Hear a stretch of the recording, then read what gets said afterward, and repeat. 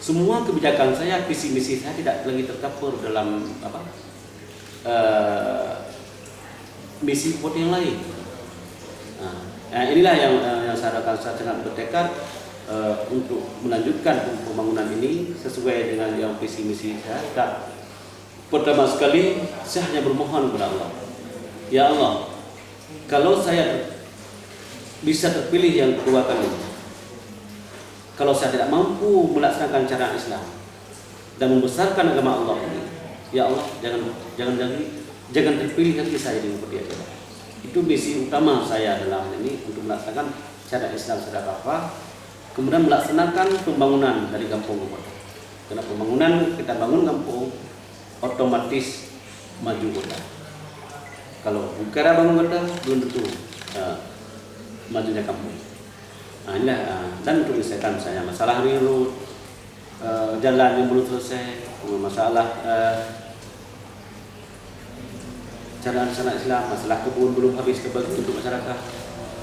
Inilah yang saya ingin sekali, bagaimana cara untuk meningkatkan ekonomi rakyat, memperkaya rakyat, agar mereka benar-benar ada dalam stamina yang kokoh demi tegaknya negara kesatuan Republik Indonesia. Mungkin demikian. Punya catatan Pak, ya, buat masyarakat? Ya, yang pertama sekali kita himbau kepada seluruh masyarakat Aceh Barat dalam rangka menghadapi pilkada ini. Harapan saya pertama, pilkada adalah sama dengan pemilihan kecil. Berganti kecil, kita pilih kecil yang baru. Berganti bupati, kita pilih juga bupati yang baru. Berganti gubernur, habis masanya dan gubernur, kita pilih yang lain. Habis perdana juga demikian. Ini hal biasa dalam sebuah demokrasi. Karena itu saya berharap kepada seluruh masyarakat, jangan gara-gara orang mencalonkan menjadi bupati Aceh Barat, kita berkelahi sesama teman, putus hubungan sesama pemilih.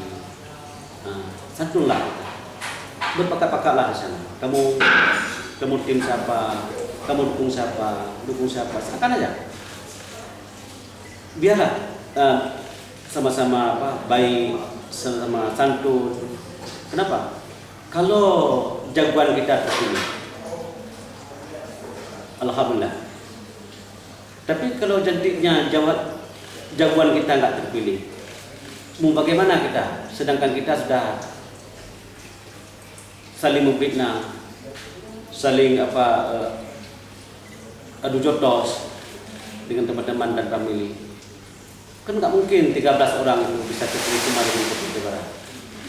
Itu jelas, 13 kandidat itu tidak mungkin akan terpilih semua. Jadi karena itu berbaik-baiklah dengan semua teman yang tugas masyarakat sekarang. Yang pertama sekali, kita sebagai umat muslim, orang Islam, umat muslim ini, pada hari H nanti pemiluan, kita mintalah kepada Allah dengan cara salat istiqarah. Setelah salat istiqarah dan salat ahja, yang pertama sekali istighfar, kemudian berselawat kepada Rasulullah, kemudian berzikir. Sudah itu berdoa kepada Allah, ya Allah, berikanlah petunjuk yang benar darimu ya Allah, berikanlah cahayamu ke dalam pikiran-pikiranku, dalam perutku ya Allah, dan dalam hatiku, untuk memilih pemimpin yang mana yang harus saya pilih besok. Jangan gara-gara saya pilih pemimpin saya bisa berusaha ya Allah.